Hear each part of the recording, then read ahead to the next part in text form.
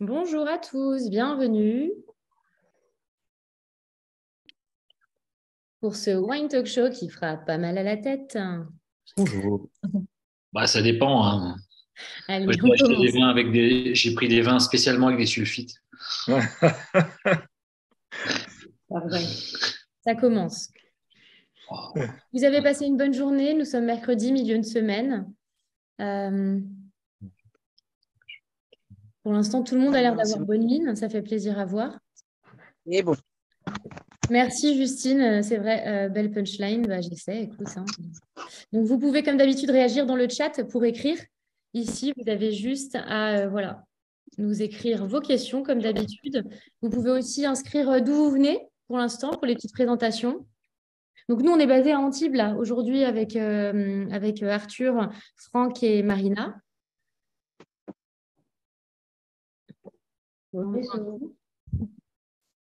Bonjour de Rouen, de Carcassonne. Ben, dis donc, ça nous fait voyager tout ça. Et donc, en tout cas, je veux dire que donc, ça fait un petit peu plus d'un an et demi qu'on fait des wine talk shows et donc là, on est sur la base voilà, des vins nature. Enfin, je te laisserai développer le thème, Justine, mais en tout cas, je crois que c'est un des wine talk shows avec la Romanée Conti et les vins turcs qui ont apporté le plus de succès, hein. Bah, c'est clair, hein. Là, vous êtes déjà 130 participants en ligne, donc en direct. Donc, c'est vrai que c'est un sujet qui intéresse parce que voilà, le vin nature, ce sont des pratiques des vins aux vinifications naturelles qu'on a de plus en plus l'habitude de déguster. Et donc, ça soulève aussi forcément des questionnements, des débats et des passions, forcément, voilà, qu'on va pouvoir aussi développer ce soir. Donc, on a la chance de recevoir Justine Vigne, qui porte évidemment bien son nom, euh, grande vigneronne du Vaucluse, et donc notre ami aussi Philippe Chatillon, qui est jurassien. Voilà, donc qui est dans son domaine aussi. Donc, je vais laisser les présenter ce soir, qui ont tous les deux une relation aux vinifications, disons, naturelles. Donc, on trouvait que c'était intéressant aussi de proposer, euh, de donner la parole à deux vignerons qui sont de générations différentes, si je peux me permettre. Et donc, ça va être intéressant ce soir. Qui veut commencer les présentations? Ce soir, on est avec deux cavistes aussi avant de commencer. Donc, Arthur ici présent. bonjour, Arthur au vin vivant à Paris. Donc, si vous voulez boire des bons coups à Paris, un peu naturel, t'as un bar à vin aussi, je crois, hein. Oui, on a un bar Un à bar à vin. vin dans le 18e aussi et des caves dans quelques arrondissements. Et starring with me also, the brillantissime Marina Uberti. Voilà. Bonsoir tout le monde. Oui, on adore les vins nature et ça va être un plaisir de partager ce sujet avec Donc, deux vous. magasins à Paris, Divino, Divino Charonne au 163 boulevard Voltaire, Charonne, et au Marais, Divino Marais, à voilà. côté de Et un site l'hôtel. internet aussi. Oui, un site internet parce qu'on en va Je te partout. dis qu'il y avait des promotions, moins 80% pour ceux qui venaient du webinaire, c'est ça? Non, elle n'est pas au courant, pardon.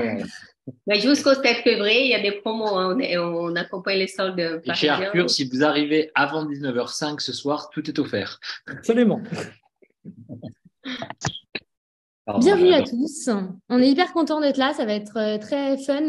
On est parti jusqu'à 19h et j'aimerais te donner la parole, peut-être, Justine. Honneur aux jeunettes. Ok, bonsoir à tous. Du coup, pour ceux qui connaissent ou ceux qui connaissent pas, donc j'ai 3 hectares et demi en Nord-Vaucluse et le domaine a seulement 5 ans. Voilà, donc effectivement, côté vinification, je suis classée dans les vins nature de fait parce que j'utilise pas ou peu de sulfite, mais aussi parce que voilà, je suis totalement levure indigène. Bon, j'ai pas d'intrant en fait en vinification et au niveau de la vigne, je pratique la viticulture biodynamique telle qu'on la connaît et essentiellement la traction animale aussi pour le travail des sols. Donc voilà, c'est vrai que c'est un petit domaine.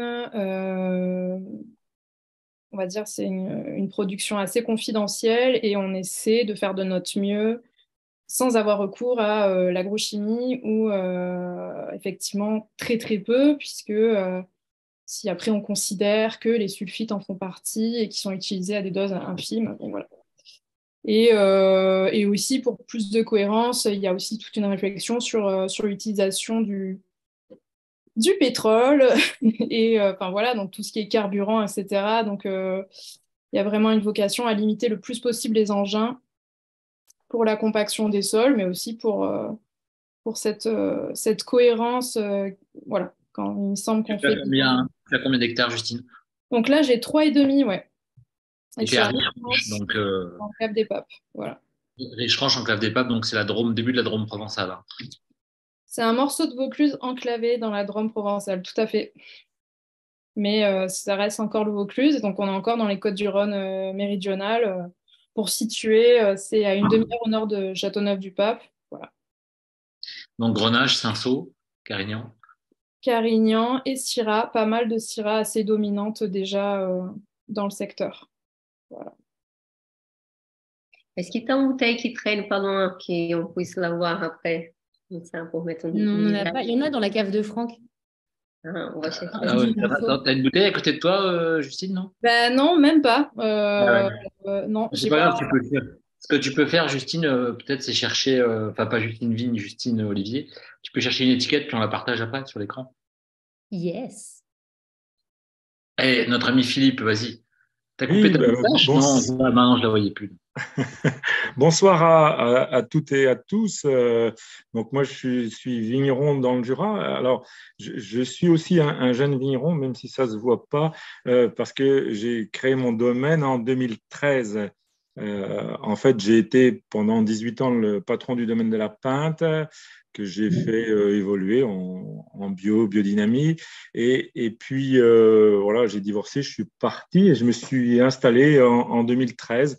J'ai recommencé avec rien parce que j'avais un peu la volonté d'expérimenter totalement et ce que j'avais pas pu faire au domaine. C'est toujours compliqué quand on gère un gros domaine parce que on a des salariés, il y a une pression, j'allais dire sur tous les plans, parce que je m'occupais tant à la fois de la vigne, de la cave et de la commercialisation.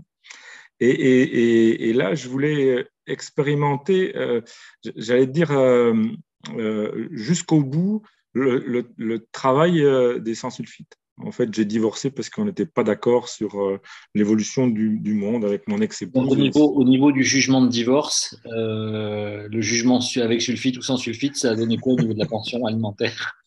Eh bien, je Pour les pense vignerons en couple qui nous regardent. Là, ça va être compliqué de répondre puisque c'était il y a quelques années, mais c'est vrai que il n'y avait pas une ouverture justement vers ce monde-là. Mais aujourd'hui, je constate que de plus en plus de gens sont intéressés par les sans-sulfite, qu'ils soient vrais ou pas, parce que c'est toujours un peu compliqué, le sans-sulfite, et le sans-intrant. Comme disait Justine, c'est-à-dire que la réflexion, elle doit dépasser le sans-sulfite. C'est-à-dire que comment travailler dans la vigne pour pouvoir amener à avoir une résonance dans le raisin qui va pouvoir permettre de faire des vins les plus sains possibles. Alors, c'est compliqué, le plus sain possible, hein. Mais sans intrants. Donc, Alors, voilà. si on rentre dans le vif du sujet directement, là, comme ça, cash, finalement, la question de ce soir, c'était un peu, est-ce que les vins nature se limitent à cette notion de sulfite? Ça va être la première question. La deuxième question que j'aimerais poser aussi, c'est peut-être un petit peu plus technique, mais on parle de sulfite, mais pour avoir un peu travaillé dessus en dégustation, c'est intéressant de savoir de quel type de soufre on parle. Est-ce que c'est des soufres d'origine volcanique, chimique, de synthèse, etc. Donc il y a quand même des choses qui sont, en citant Marc-Angéli, qui a beaucoup travaillé là-dessus aussi. Et puis voilà, si le vin nature n'est pas un dogme sulfureux ou sulfureux, si je fais un mauvais jeu de mots, et puis après, on demandera à nos amis cavistes comment, du côté client, tout ça s'est perçu. Voilà, donc peut-être parole au vigneron finalement. Alors, je sais pas, peut-être à Justine. Est-ce que le vin sulfite, ça se limite, enfin le vin nature, pardon, ça se limite à cette notion de soufre ou pas soufre? Ouais, bah de toute évidence, pour moi, mon point de vue, c'est que non. Ça doit aller beaucoup plus loin que ça. Et je pense qu'effectivement, c'est une approche et une vision des choses. Avant tout, le vin nature. Aujourd'hui, c'est quand même un label. Donc moi, j'ai pas du tout en tête le cahier des charges 20 méthodes nature.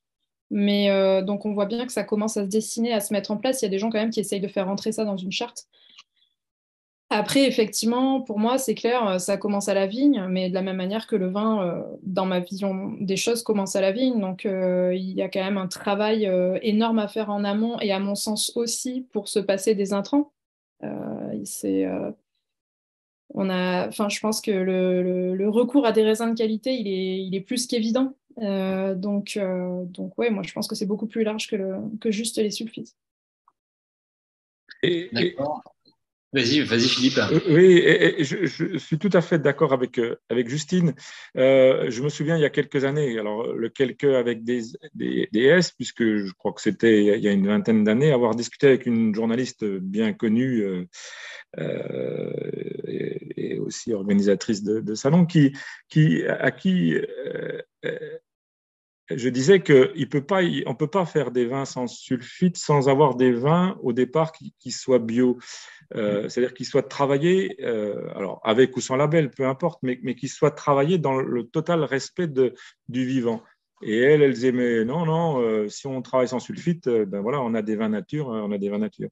Et moi, dans ce que j'ai pu goûter, puisque aujourd'hui, il y a des gens qui travaillent en conventionnel.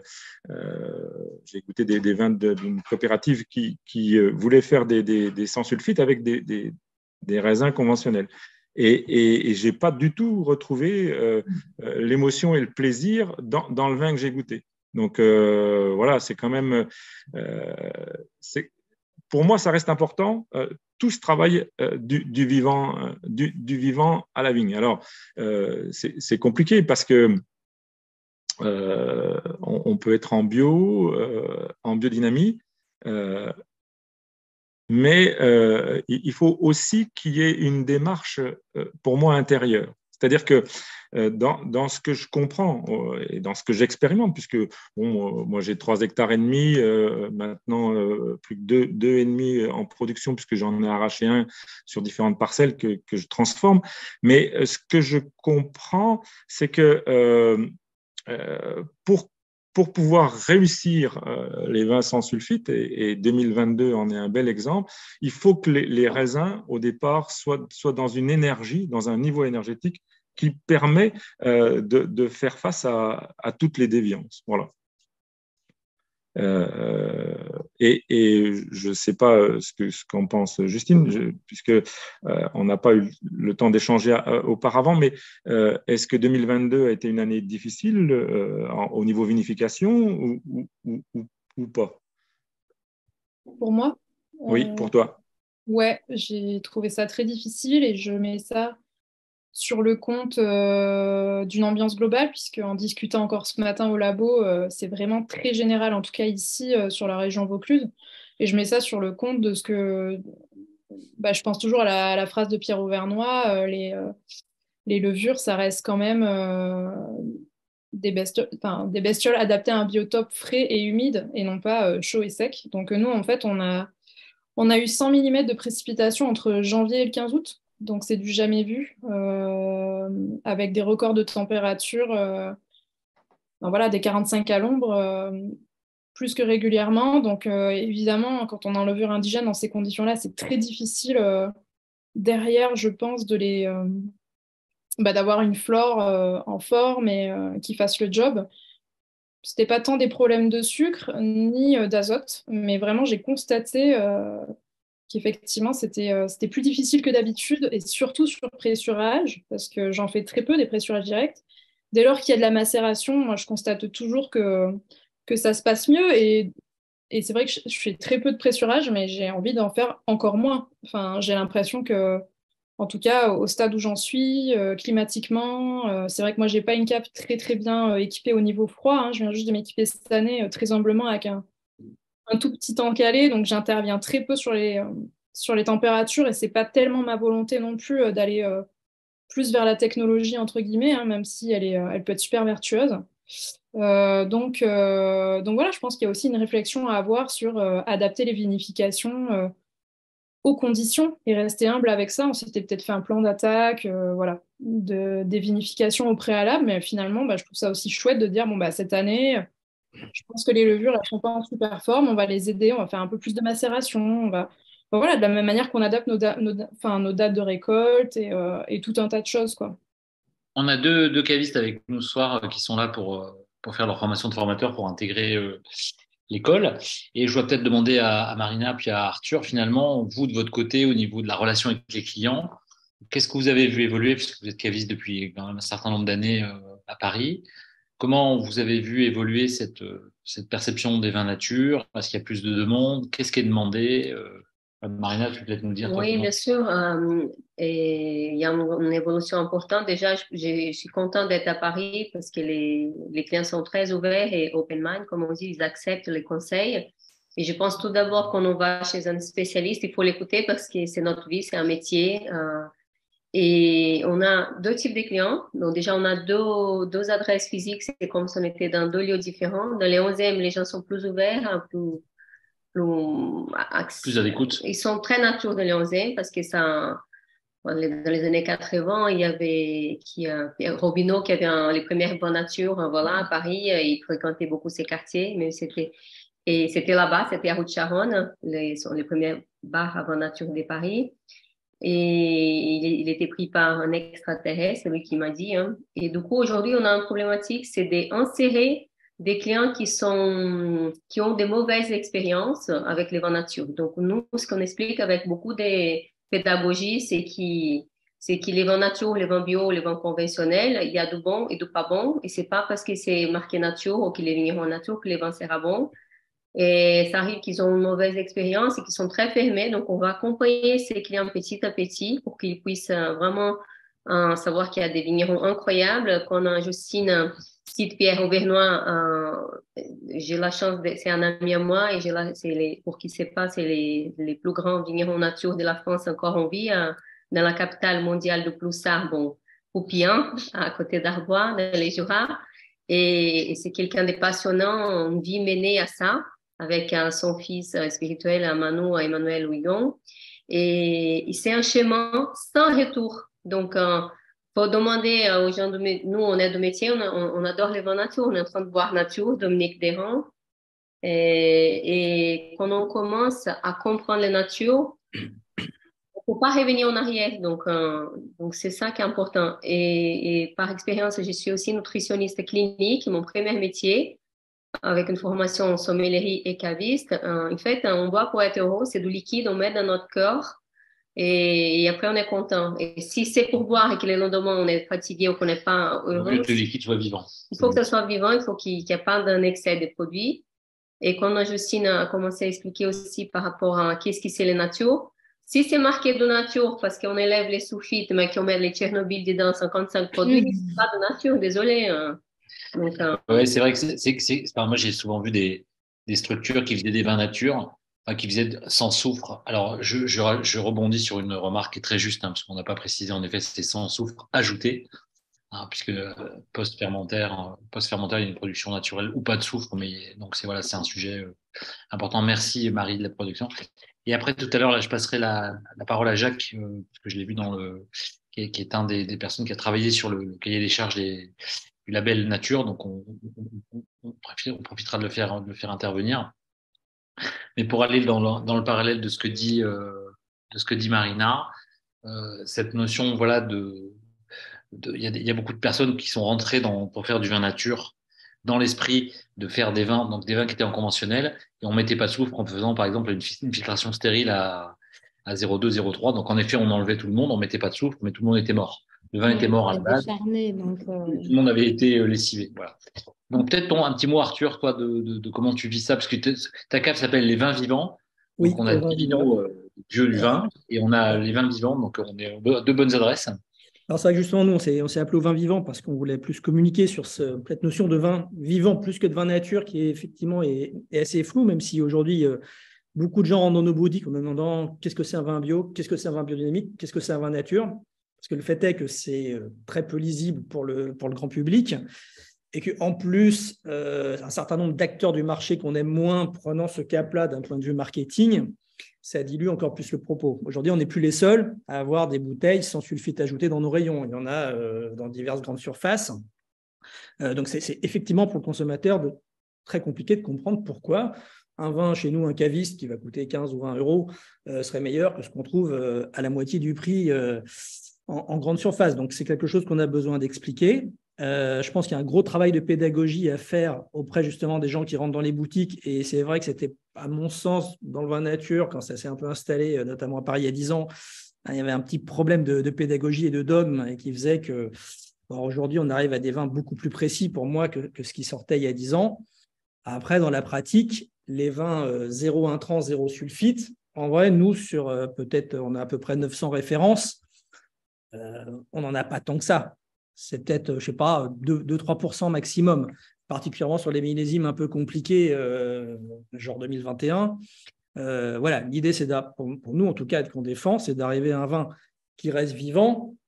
Mais pour moi, le sulfite, dans une proportion raisonnable, n'est pas forcément non plus toujours à proscrire.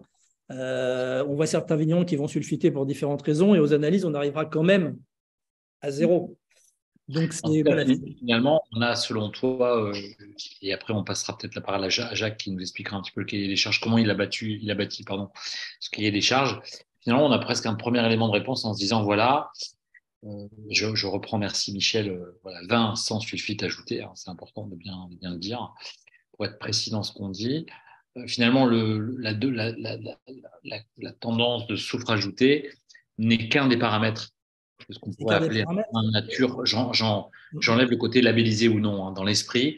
Et c'est vrai que j'aime bien ce côté, moi, de vin vivant ou de vin qui porte une énergie, ou pour reprendre les termes de Jean-Michel Lès, les vins de lieu, les vins qui portent quelque chose finalement.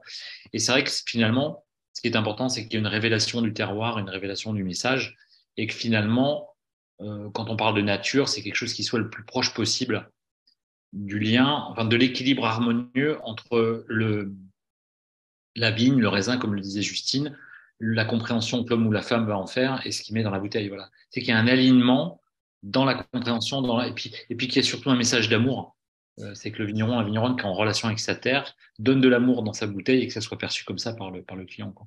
Alors peut-être que Jacques, vous voulez bien, Jacques, allumer votre micro et puis peut-être voilà, vous nous dire en 3-4 minutes, parce qu'on a beaucoup de personnes qui veulent parler, nous dire un petit peu voilà, qu'est-ce que le label nature et comment vous l'avez fait. Merci. Oui, ben merci de me donner la parole, c'est très gentil. Et puis, je tiens à vous dire que je bois du petit lait, mais non, plutôt du petit vin, parce que ce qu'a dit Justine et Philippe, ça correspond tout à fait à l'état d'esprit dans lequel nous sommes depuis que j'ai côtoyé Pierre Auvernois et Marcel Lapierre et d'autres vignerons de ce type. En fin de compte, ce qu'on a fait, nous, simplement, c'est au niveau du syndicat des vins nature, c'est uniquement de faire une définition. Et la définition que nous avons faite correspond à ce que Justine et Philippe disent. On l'a simplement écrite. Hein, voilà, il faut des raisins bio. Donc, quand on dit des raisins bio, c'est des raisins qui sont bons pour faire tout le processus de vinification pour arriver à ne pas mettre d'intrants. Les vendanges sont manuelles. C'est forcément des levures indigènes. Il n'y a aucun intrant. Voilà, c'est-à-dire on ne peut pas mettre de lysosyme, on ne peut pas mettre des patatis et patatas. Voilà. Et puis, il n'y a pas de recours aux techniques physiques traumatisantes. Vous avez parlé tout à l'heure de filtration stérile. Il n'y a pas toutes ces choses-là. Et aucun sulfite n'est ajouté, sauf à la mise. Il y a 2 labels. Il y en a un avec un tout petit peu de sulfite. Et là-dessus, on est tout à fait clair. Le vin nature se gagne. Et parfois, s'il faut mettre un petit peu de soufre pour une raison X ou Y, eh bien, il ne faut pas se gêner. Il y a une limite maximale chez nous. Mais si pour des millésimes difficiles, et ça a été le cas cette année, il y a nécessité de filtrer, on n'est pas obligé de faire tous les ans, toutes les cuvées en 20 méthodes nature. Et ben voilà, il y a des années, il n'y en a pas. Donc moi, je remercie beaucoup que vous ayez fait ça. D'ailleurs, et puis je remercie les 2 vignerons de leur témoignage parce que ça correspond tout à fait à ce que nous avons fait. Et je finis par dire cela pour ne pas être trop long. Nous avons simplement comme définition repris ce qui était avant dans l'AVN, dans les vins sains. On n'a pas inventé l'eau tiède, c'était une pratique, puisque nous, on fait des vins nature depuis plus de 20 ans. C'est la pratique qu'on a depuis 20 ans de faire des vins nature de cette manière-là. Voilà. Et je vous remercie encore. Avec plaisir, Jacques. Tu voulais dire quelque chose, Marina? Jacques, et quelle est la quantité pour les labels? Il y a une question ici. Alors, il y a la quantité du soufre, c'est pour ceux qui rajoutent pas de soufre. Parce qu'il y a des gens qui rajoutent pas de soufre et il y a du soufre, et ça a été marqué là, j'ai vu dans le chat. Il y a du soufre qui se produit naturellement pendant les vinifications. C'est 20 mg total. Okay. Voilà. Et quand on rajoute du soufre, c'est 30 mg total. Ce qui laisse en termes de vinification une grande latitude. On n'est pas. Mon ami Gilles Azoni, qui fait partie de notre syndicat, qui disait les 30 mg, c'est pour le méthode moins le quart, c'est-à-dire c'est pour les natures moins le quart. Mais dans les comment dire, pour être les cuvées sont labellisées suite à une analyse, et en fin de compte, ça représente 20%. Les gens qui sont en moins le quart. Voilà. C'est pas la grande majorité est en. Alors, il y a plusieurs questions. Je laisserai peut-être les vignerons se positionner là-dessus. Il y a Bruno, merci Bruno pour votre question, qui dit voilà, la preuve du travail de production des vins nature ne peut passer que par des analyses précises. En effet, hein, c'est toujours important d'avoir le côté analytique, mais je mettrai juste, je compléterai ce que vous dites, Bruno. Pardon? Ah. Moi, je complète ce que dit Bruno, dans le sens où des fois, l'analyse n'est pas tout. Je vous donne un exemple très simple, par exemple sur l'acidité volatile, hein, sur des rouges, par exemple, je ne parle pas de Licoro, etc. On sait que l'acidité volatile, c'est 0,98, et vous pouvez avoir des grands Châteauneuf ou des grands Barolo qui sont à 1,2 g, 1,3 g et qui sont juste monumentaux aussi. Donc l'analyse, c'est une chose, et on parlait tout à l'heure d'énergie et de vibration du vin, c'est des fois une chose qu'on ne mesure pas au niveau analytique, mais par contre en dégustation qui peut être grandiose. Mais bien sûr, l'analyse est aussi importante. Et puis, il y avait une question sur la garde des vins nature, donc je vais peut-être laisser soit Justine, soit Philippe dire, est-ce que finalement, les vins avec peu de SO2 ou pas de SO2 rajouté, est-ce que ça se garde ou pas? Oui, parce que justement, je voulais juste revenir sur le back to basic, pourquoi on sulfite les vins. Et donc, du coup, pourquoi ils ne se garderaient pas éventuellement si on sulfite ou pas? C'est souvent le reproche qui est fait quand je discute avec des vignerons qui ne comprennent pas pourquoi on peut faire des vins sans sulfite, pourquoi on peut être en bio. La première chose qui est dit, c'est qu'il n'y a pas possibilité de garder les vins. Mais moi qui goûte des très très vieux vins, bon, déjà je suis dans le Jura, donc on a la chance d'avoir des très très vieux vins. Je ne suis pas sûr qu'il y a 100 ans ou 200 ans, on ajoutait des sulfites. Et pourtant, ces vins-là, on peut encore les goûter aujourd'hui et ils sont tout à fait extraordinaires. Donc, c'est vrai que l'utilisation des sulfites, en fait, qu'est-ce que c'est? C'est un produit qui va à la fois aseptiser le vin, c'est-à-dire tuer tout ce qui est micro-organismes, levures, stopper l'activité des enzymes, donc les vins vont moins s'oxyder, vont devenir moins bruns, moins avoir de goût difficile. Et puis, c'est aussi quelque chose qui va limiter l'oxygène dans le vin. Voilà, c'est pour ça qu'on rajoute des sulfites.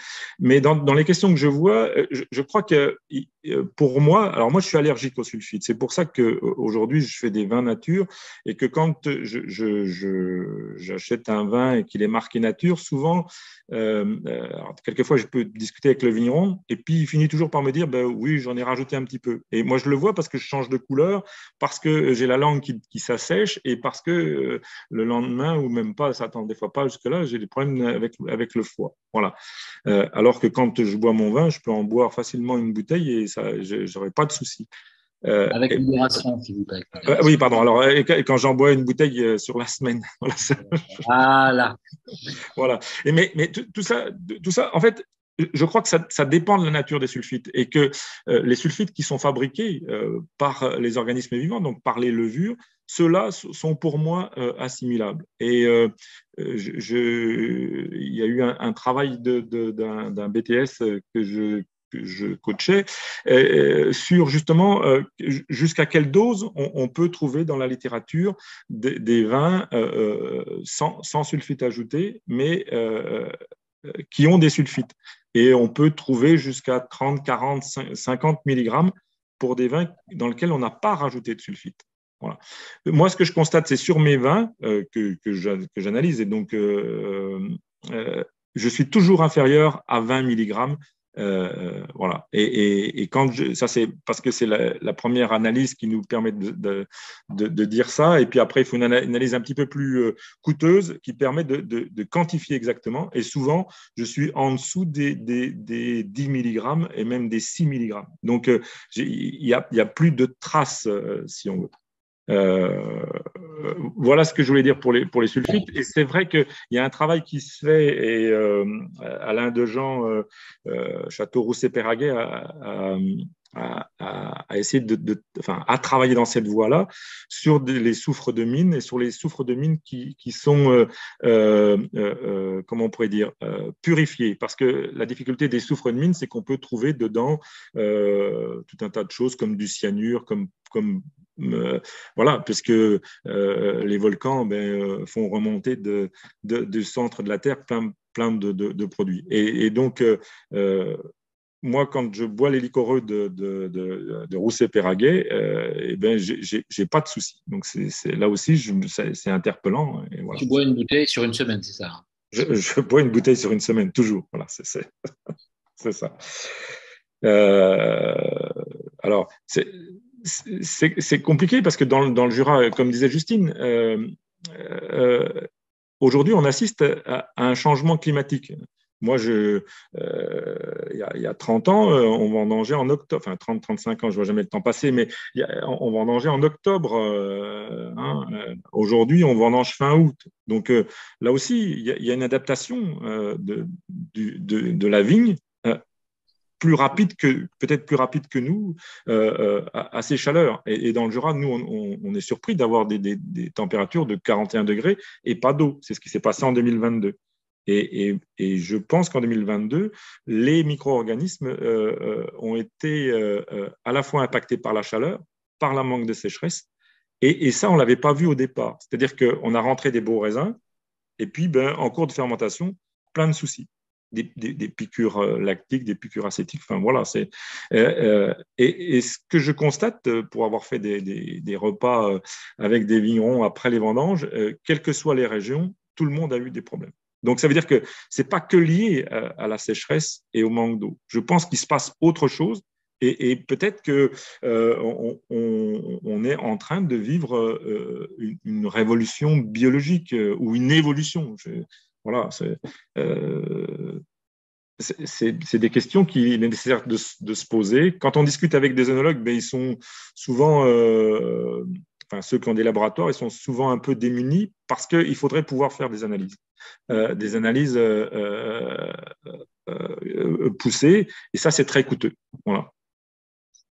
Ok, il y a une question qui s'est marquée, Francis Berton qui demande, contient des sulfites, il s'agit encore des sulfites ajoutés ou c'est la mention obligatoire à cause de la fermentation naturelle? En fait, c'est obligatoire d'ajouter dans les bouteilles sulfites, contient des sulfites parce que les raisins vont produire naturellement, et du coup, il y a des fois des vignerons, ça arrive que des vignerons nature vont marquer contient des sulfites et la phrase pas des sulfites additionnés, ajoutés. Voilà, mais c'est pas obligatoire, hein. Donc il faut faire confiance aux cavistes, aux vignerons, qu'on lui dit qu'il n'y a pas de sulfite. Donc c'est quand on achète quelque chose, c'est parce qu'on a confiance. Et du coup, cette question, c'est obligatoire par la législation européenne de marquer ça. Mais c'est tout à fait vrai. C'est une histoire de confiance. Les vins nature sont, à mon avis, une histoire de confiance. C'est-à-dire que le vigneron va travailler pour aller vers une dimension totalement différente. Et si on n'a pas un dialogue au travers des cavistes qui sont le relais du vigneron, on peut des fois avoir des surprises, hein. Moi, j'ai pas peur de dire que je réussis pas tous mes vins, et ceux que je ne réussis pas, je les commercialise pas, mais voilà, parce que j'ai des seuils de tolérance qui sont tels que voilà. Mais c'est très difficile de faire des vins nature. C'est ça aussi qui peut-être interroge. Pourquoi tout le monde ne fait pas des vins nature? Parce que c'est une prise de risque. Être en bio, être en biodynamie, c'est une prise de risque. C'est-à-dire que on se coupe la capacité d'avoir un parachute en cas de problème, quoi. C'est-à-dire qu'il va falloir travailler totalement différemment. Et quand Philippe te dit que c'est une prise de risque, personnellement, quand je vois un jeune vigneron qui démarre sans avoir un passé chez d'autres et qui dit je suis 100% nature, ça me pose un peu de questions parce que, par exemple, dans ton cas, tu as, un parcours dans un domaine très réputé dans les Jura. Après, tu as créé un deuxième domaine parce que ces risques, il y a des questions financières aussi. Donc, c'est une société, c'est une vie, c'est une famille. Oui, tout à fait. Le côté financier, c'est peut-être ce qui est un frein, mais si on fait un parallèle avec l'humain, c'est-à-dire que enfin, moi, je me soigne depuis très longtemps en homéopathie et quelque part, il y a des fois où il n'y a pas de solution et donc il y a pas. On va dire que la prise de médicaments homéopathiques ne donne pas une réponse. Et donc là, je prends le risque d'être malade et de comprendre pourquoi je suis malade. Quand je fais toujours un peu de conseils, mais quand je vois des vignerons qui se lancent c'est vrai, dans le bio ou dans la biodynamie, et puis qui, à côté, eux, ne comprennent pas ce qu'est l'homéopathie ou ne se soignent pas ou ne mangent pas des choses totalement saines, je me dis que ça va être compliqué de comprendre la vigne. Après, tu sais, tu as plein d'entreprises aussi qui vont avoir une démarche dans la bio, la biodynamie ou d'autres choses, purement par l'aspect mercantile des choses et pas parce qu'ils y croient ou parce que. Oui, oui, bien sûr, mais c'est une constatation, c'est-à-dire que chacun a sa place. Et moi, je suis très content de voir le travail que fait Justine, puisque c'est vrai qu'on n'appartient pas à la même génération et que pour elle, ça a été une prise de risque de s'installer, d'aller vers cette difficulté-là. Voilà. Et j'aimerais pouvoir vivre jusqu'à je ne sais pas quel âge, mais continuer à voir et à expérimenter parce que on est dans un grand changement. Alors, c'est vrai qu'on voit des questions sur les vins. Qu'est-ce que le vin en biodynamie et nature? Je crois qu'il faut peut-être préciser. Nature, c'est le fait de pas ajouter, pour moi, de sulfite et pas avoir d'intrants. Et ça, c'est important de ne pas avoir d'intrants, c'est-à-dire de ne pas rajouter de levures qui ne sont pas du domaine et toute la chimie qui va avec, quoi. Enfin, tout ce qui est possible de faire. Voilà. La biodynamie, c'est plus à la vigne, mais on peut aussi le faire à la cave. On peut dynamiser des vins, enfin voilà, et on peut informer les vins. C'est tout un travail là-dessus. Ouais. Il y avait une question qui m'est directement adressée là de Olga, je sais pas comment on dit, excusez-moi pour la prononciation. Donc, est-ce que j'ai déjà rencontré beaucoup de vignerons qui s'engagent sur la biodynamie pour des raisons mercantiles? Malheureusement, oui. Et souvent, Philippe le disait, il y a une notion d'information dans la biodynamie. Et voilà, des fois, ça m'arrive parce que la biodynamie, en fait, ce qui est important, que ce soit nature, bio, biodynamie, ce qui est important, c'est quand on goûte un vin, c'est le plaisir qu'on en retire. Donc, si le vin vous parle, si vous êtes touché par le vin, alors s'il est proche du respect de la nature, tant mieux, mais ce qui est important, c'est d'être touché par le vin. Il y a des vins qui sont faits en méthode conventionnelle, le terroir est tellement grand qu'on arrive quand même à avoir de l'émotion et à être touché aussi. Voilà, c'est pour ça. C'est important que je ne sois pas non plus dans le dogme. Pour moi, le seul dogme, c'est le plaisir, etc. Après, il y a le côté santé, qui est un autre sujet, mais bon, alors là, après, le vin a une telle dimension complexe en termes de composition, d'interaction avec le corps que là, c'est un sujet sur lequel je ne m'aventurerai pas, c'est assez complexe, quoi. Tu vas partager quelque chose, Justine? Ouais, par rapport à la biodynamie, je voulais préciser, parce qu'il y avait aussi une question, là, les gens sont un peu perdus entre tous les labels, ça c'est une certitude. La biodynamie, pour moi, c'est quand même avant tout une technique agricole. Enfin voilà, je suis assez défenseuse de cette définition-là, parce qu'on me l'a transmis de de cette manière-là et je constate tous les jours que pour moi, c'est effectivement, et ça doit être une technique agricole et pas juste une croyance spirituelle ou voilà. Il y a l'anthroposophie, il y a la biodynamie, et après, effectivement, ça se prolonge à la cave de fait parce qu'on transforme un produit agricole dans la cave, pas plus, ni plus ni moins. Mais ça, c'était pour répondre à la question. Donc, un vin biodynamique, c'est pas un vin nature dans la mesure où il a été produit avec une technique agricole biodynamique qui a donc recours à des préparations et puis aussi pour ceux qui le pratiquent, un suivi du calendrier lunaire et astral et par contre au niveau de la vinification, il y a maintenant un cahier des charges pour la biodynamie. Alors de mémoire, la dose maximale de sulfite ajouté, donc c'est 30 mg. Je pense que c'est ça. Moi, je ne suis pas certifiée. 40. On a partagé avec Justine le tableau, justement, bon, ce n'est pas le dernier à jour, mais que nous, on utilise souvent en cave, qui a le mérite d'être assez synthétique pour expliquer aux gens, en gros, le nombre d'intrants autorisés en conventionnel, en bio, en biodynamie, bon, anciennement sur la norme AVN, et donc sur les vins sains, qui représentent vraiment le triple zéro. Donc, c'est vrai que là, tu as un petit peu, effectivement, des métaux qui vont encore à 70-90 mg. Donc, effectivement, Déméter, c'est le label biodynamique, mais bon, on ne peut pas non plus dire qu'un vin biodynamique, c'est juste, se résume à juste un usage des sulfites voilà, limité entre 70 et 90. Enfin, pour moi, ça reste quand même un vin issu d'une technique agricole qui est particulière. Voilà, je voulais le préciser et je voulais rebondir sur ce que avait dit Philippe. Moi, je rajouterais aussi que donc, il me semble aussi qu'il y a un petit peu plus de travail. Enfin, j'ai jamais été en conventionnel et j'ai jamais fait du vin conventionnel ni pour les autres quand je travaillais dans des caves avant. Mais il me semble qu'il y a plus de travail.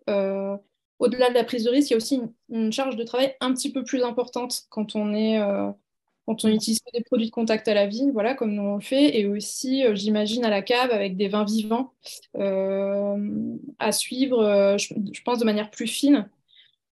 Donc voilà, il y a une charge de travail en plus et aussi cette notion de temps, moi, qui m'interroge beaucoup. À ma deuxième vinification, j'étais en location de cuverie chez quelqu'un et en fait, au regard des douanes, quand on loue un chai, on doit sortir les vins avant le 31 juillet de la campagne suivante. Et c'était justement en 2019 où j'avais eu mon premier arrêt fermentaire sur un rouge. Tout allait très bien, il n'y avait pas du tout de volatile, mais voilà, il avait décidé de s'arrêter là. Et il avait fini par reprendre de lui-même ses sucres dans l'été seulement, pas au printemps. Et donc au moment où j'ai dû le sortir pour le mettre en bouteille, parce que sinon j'étais hors la loi, je l'ai mis en bouteille en pleine reprise de fermentation. Donc super expérience pour moi parce que ça donnait quelque chose de très bon. Mais voilà, ça m'a beaucoup marqué et je me suis dit, OK, si tu veux faire du vin nature, il te faut ta cave. Donc j'ai fait ça tout de suite pendant le confinement en 2020, l'année qui a suivi. Parce que j'ai compris que si j'avais pas le temps de laisser le temps au vin, ça allait pas le faire. Enfin, dans ce cas-là, il faut avoir recours à de la technologie, effectivement, et ou des sulfites, enfin, il n'y a pas que ça.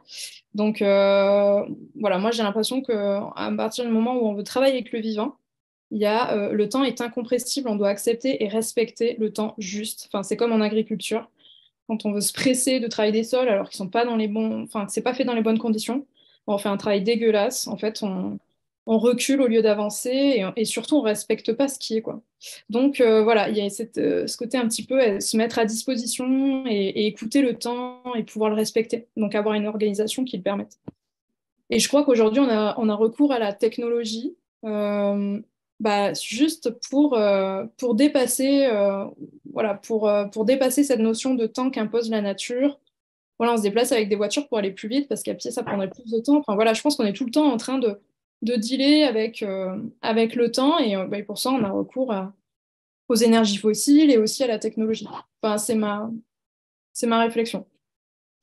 Donc il y avait une question de David qui demandait voilà si on pouvait aborder l'aspect conservation sur la stabilité en bouteille. Donc ça, je laisserai peut-être les vignerons répondre, qui seront plus à même que moi. Et puis, il y avait une question aussi sur Thierry qui dit, voilà, on établit que les vins, a priori, hein, je cite, j'ouvre les guillemets, nous, on établit que les vins nature sont meilleurs pour la santé, mais sont-ils plus fidèles à leur terroir? Moi, j'aime bien dire que finalement, quand je déguste un vin, Ce qui m'intéresse, c'est qu'il m'interpelle par l'émotion, le plaisir et qu'il soit représentatif de son terroir.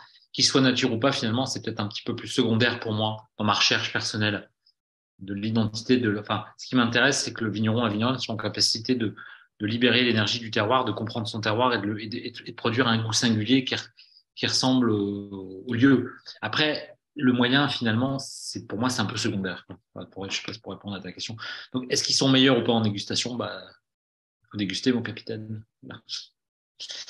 Mais quand tu parles de notion de terroir, moi, c'est toujours, ça me fait toujours sourire parce que il y a une région qui est championne des climats et des terroirs, mais pour que la vigne puisse exprimer un terroir, il faut pour ça que le sol soit vivant. C'est-à-dire on peut pas imaginer que la vigne, par ses racines et par tous les micro-organismes qui sont autour des racines,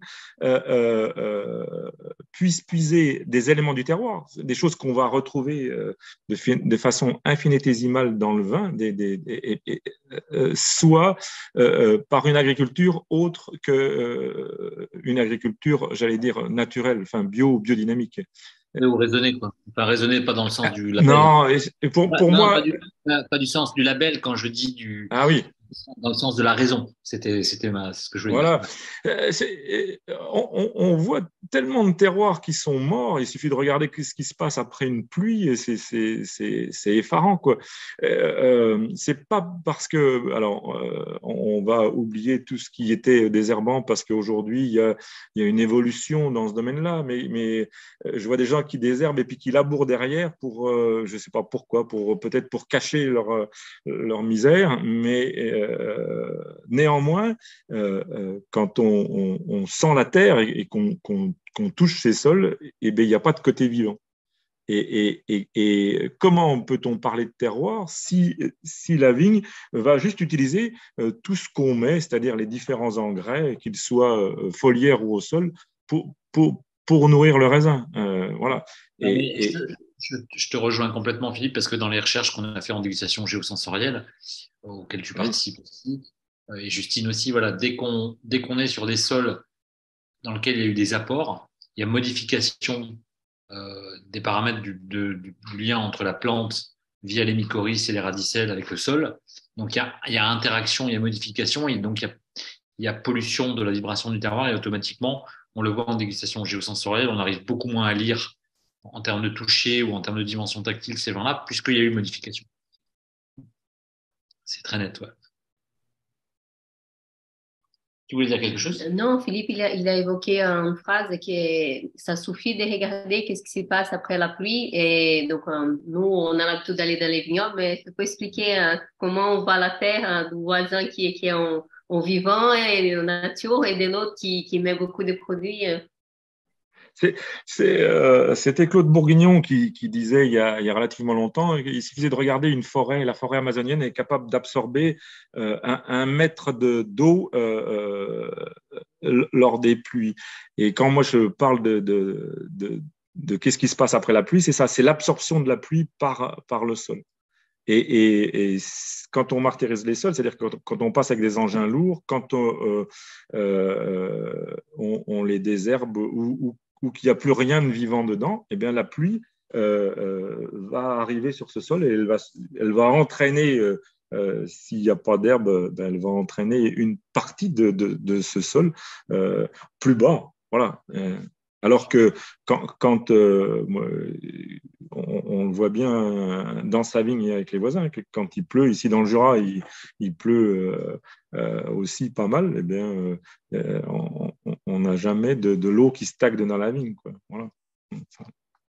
Ouais, justement, pour aller en ce sens, je voulais montrer. Justine nous a partagé tout à l'heure une image qui montrait que le vin nature, c'est pas seulement une absence de sulfite, mais ça démarre bien avant, justement, dans la philosophie. Tu avais une image à nous partager, Justine, il me semble.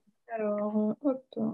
Qui est chouette pour montrer justement que voilà, c'est un engagement bien en amont dans l'intention du vigneron et dans sa pratique au quotidien. Donc voilà, les produits chimiques, tu boycotteras, à cheval, tu laboureras, à la main, tu vendangeras, les levures artificielles, tu censureras, point de soufre, tu y mettras. Donc, il y a un brin d'humour, mais je pense quand même qu'on est dans l'idée de la démarche. Sinon, pourquoi autant de risques? Ouais, c'était cool, bah ouais, parce que après, voilà, le mec qui ferme, Attendez. il fait ses caisses. En fait, il rentre vers 22h. Hein.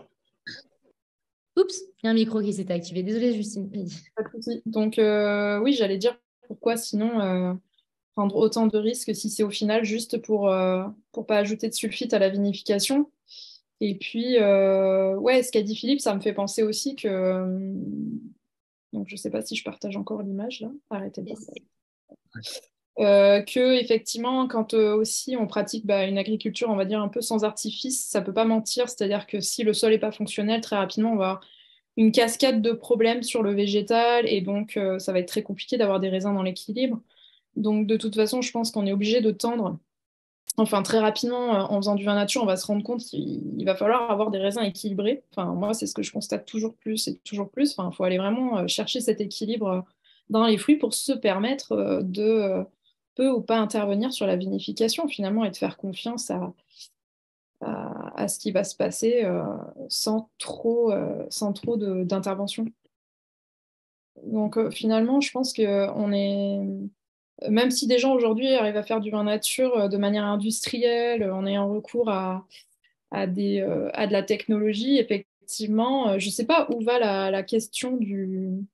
En ce moment, on parle beaucoup de.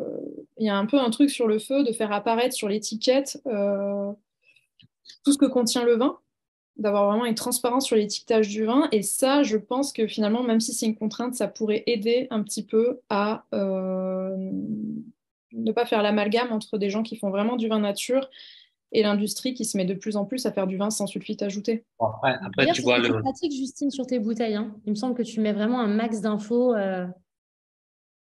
Moi, je fais une espèce de petite fiche technique assez. J'essaie de la faire assez concise et je mets tout ce que j'aimerais savoir sur une bouteille.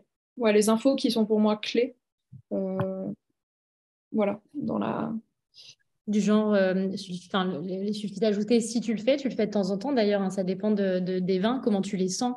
Et parfois tu sulfites ou pas, voilà, à la Moi, mise. je suis encore en plein questionnement là-dessus. Je m'intéresse énormément aux autres formes de soufre. Enfin, j'ai encore tout à découvrir et je suis toujours. C'est toujours une question qui revient de toute façon avec les pros qui passent au caveau. Et c'est vrai que entre mettre 2 grammes avant mise, quelque chose qui est assez courant, et ne pas en mettre du tout, finalement, où est la nuance, quoi? Qu'est-ce que vraiment on va gagner à vraiment plus en ajouter du tout ou à continuer à entre guillemets, se sécuriser avec les fameux 2 grammes avant mise. Enfin voilà, là, je sens qu'il y a vraiment un débat, c'est hyper riche, hyper intéressant.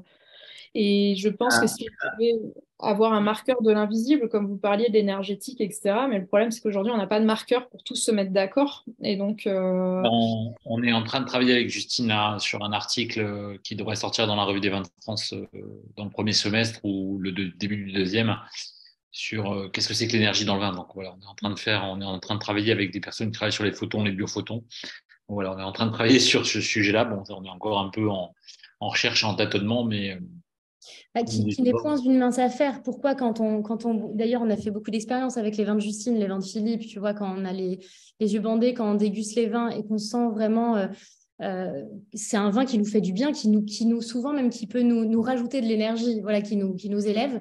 Alors ça, nous, on le ressent de manière intime, mais là, tout l'enjeu de l'article aussi est de parler avec des scientifiques, c'est essayer de mettre ça, comment dire, de le faire passer du côté analytique et pas simplement alors, il y a Marina qui voulait rebondir sur une question d'Enrico, sur une étude qu'a fait Fernando Pavas sur la fleur de châtaignier. Donc, je crois que tu as un peu bossé là-dessus. Oui, en fait, j'ai reçu des échantillons de Portugal, et parce que la question d'Enrico, c'est intéressante, c'est où on est sur l'étude de Fernando Paiva sur la fleur des châtaigniers, fleur des castanhets en portugais, pour remplacer. En fait, il y a une école d'énologie au Portugal qui a fait des études et c'est prouvé que les fleurs de châtaignier, c'est un conservant qui peut être utilisable à la place du sulfite. Et j'ai reçu des échantillons de vin avec les fleurs de châtaignier, zéro sans sulfite ajouté, et avec un dosage de sulfite. Les vignerons voulaient mon avis. En fait, ça tient très bien. Et il y a C'était quoi, sur des blancs, des rouges? C'était des blancs, c'était des bouteilles de blancs, des assemblages des cépages portugais, et c'était très bien. Et je pense que ça n'a pas arrivé en France, je n'ai pas entendu parler en France encore, mais c'est une des solutions pour ça. C'est assez complexe tout ça. Quand on parlait des levures, qu'on ne peut pas utiliser des levures. La Toussaint, j'étais avec Pierre Auvernois. Je passé 3-4 jours dans les Jura. J'étais à Rotalier, chez Ganeva. J'étais avec pas mal de vignerons et je passais 2 jours d'affilée chez Pierre. T'as pas été voir Jacques? T'as pas été voir Philippe? Non, la prochaine fois. Philippe, non. La prochaine fois. Et en fait, Pierre, pour qui il a déjà été, mais je pense qu'il voilà, c'est une toute petite maison. Je vous explique, depuis une trentaine d'années, depuis très longtemps, il met des raisins, comment on appelle ça, Les raisins dans des formoles. Les grappes. Des grappes en conserve et les mêmes jours, et on accompagne le réchauffement climatique. Et cette année, donc, on était là à la Toussaint, il faisait chaud, on était sans veste et c'était assez, on était étonnés parce que dans les jours il fait froid, on était les 30 octobre, 1er novembre, il faisait froid. Et Pierre, il a dit, on va être obligé de lévorer peut-être. Donc, parce que là, il y a un souci, le climat, il a changé. Du coup, en fait, il y a un autre vigneron qui parle souvent de ça, Claire Naudin, qu'on doit changer, la terre est en train de changer. Et du coup, je suis d'accord avec Franck. Pour nous, on est des consommateurs. Nous, on est responsables aussi pour former des personnes, des clients. Ou les déformer aussi. Oui, j'espère pas. Mais et aussi l'avenir, des gens qui sont en reconversion, des gens qui, là, il y a quelqu'un qui dit qu'il souhaite faire un cours, devenir de métier pour rentrer. Et ce qu'il faut, c'est je suis d'accord, en fait, il y a c'est beaucoup plus complexe qu'ajouter du sulfite, tout ça. Il y a des règles, mais par exemple, si je fais confiance à Philippe, si un jour il sait qu'il faut mettre 5 mg à 10 ou 15, je lui fais entièrement confiance. Parce que c'est Stéphane, il est là tous les jours et ça va pas me déranger. C'est plutôt la confiance. C'est une question de philosophie. C'est une philosophie. Oui. Allez, t'as le mot de la fin, Philippe, parce qu'il est 19h. Oui, moi je voulais juste rebondir sur l'histoire de l'énergie. Moi, je travaille avec le son et peut-être je vous en ferai un tout petit peu écouter juste pour clore.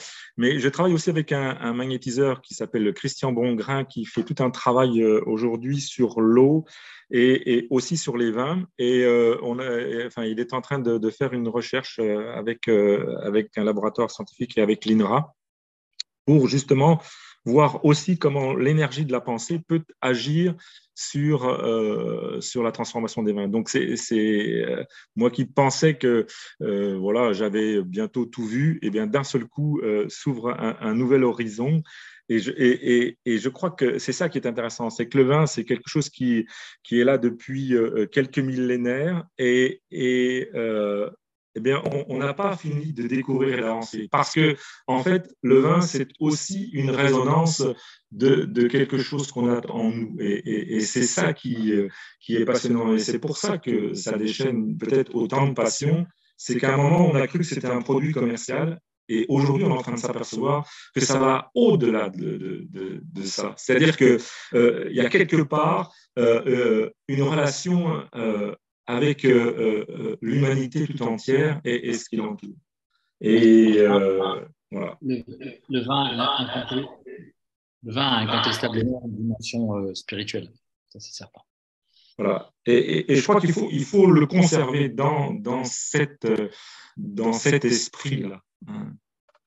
Et une acceptation aussi, je dirais, et de l'imperfection et de la vulnérabilité. Voilà, de reconnaître qu'on n'est pas des transhumanistes, on est des humains. Et je trouve qu'en se mettant en lien, en faisant du vin nature, on se met vraiment en lien avec le vivant et finalement, on prend des risques. Donc, on incarne vraiment sa vulnérabilité, on l'accepte. Et puis surtout, voilà, rien n'est parfait, quoi. On va clôturer. Un immense merci à Philippe, à Justine, à Arthur et à Marina. Justine, tu peux peut-être nous donner le programme dans 15 jours? On t'entend pas, tu as ton micro coupé. Oups, je suis dessus. En fait, on a décidé dans le cadre de la RVF, de la revue du vin de France. Donc là, on vous prépare des sujets donc en relation avec ce qui est sorti donc, dans le magazine aussi ces derniers mois. Donc, il y aura un superbe sujet sur les grenaches, les meilleurs grenaches de la France et de la Méditerranée. Donc ça va être superbe. Et puis aussi un point sur les vignerons, les vigneronnes de l'année, les gens qui ont fait le vin cette année aussi, qui ont été mis en avant. Donc voilà, un superbe programme sur le mois de février. Merci à vous toutes. N'hésitez pas donc à nous suivre sur les réseaux sociaux et à venir faire une formation si vous avez envie de découvrir la face lumineuse du vin, pas la face obscure. Hein, la face lumineuse. Oui, merci à tous nos amis et puis prenez soin de vous, buvez bon, buvez peu, buvez juste. Et allez chez nos amis cavistes. Santé. Santé. Santé, salut. Salut. Vive la Bourgogne aussi. Dominique Desrins, s'il vous plaît. De Rhin, ouais. Oula, pardon, je t'ai pas. Salut. Salut. On n'a pas parlé de ton vin, Philippe, mais c'était tellement intéressant que. Non, mais c'est pas grave. Là, tu dégustes quoi là ce soir? Un Savagnin. Un Savagnin avec un léger voile. Voilà. Une cuvée qui va sortir. Voilà, c'est des 2016 qui étaient encore en fût. Tu viens de faire la mise là? Enfin, tu viens de oui, je viens de faire la mise. Ouais. Génial. Tu as un peu de vin à nous envoyer ou tout est. Oui, enfin, je ne sais pas dire non, donc oui, il n'y a pas de souci. C'est vrai qu'on va aller chercher au compte-gouttes. C'est si précieux. Ok, bon, bonne soirée à tous. Bonne soirée, merci beaucoup. Bonne tisane, Justine. La courageuse qui était à la taille toute la journée là, et qui n'a pas fini justement. Donc, bon courage pour cette saison d'hiver. Merci beaucoup, bonne soirée. Bye.